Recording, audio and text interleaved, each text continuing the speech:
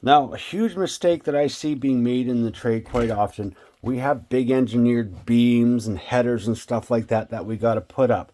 Now, the engineer calls for a 4 inch, I'm just going to give you an example. He's calling for a 4 inch, okay, 4 inch thick by 12 inch high beam, okay?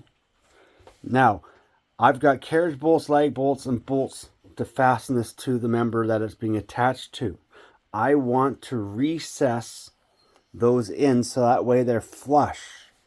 Well, I cannot drill and countersink into this beam at its 4 inches, because if I do that, now I'm under the minimum amount of material bearing on that fastener. So say I drill a 1/2 inch hole, I only have 3.5 inches of material bearing on that fastener. It's no longer up to code.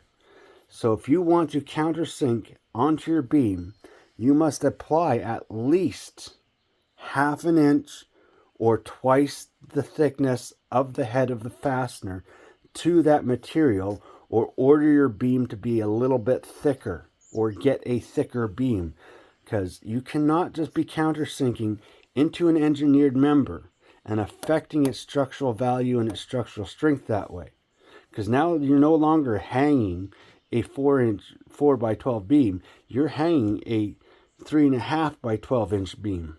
That's literally what you're doing.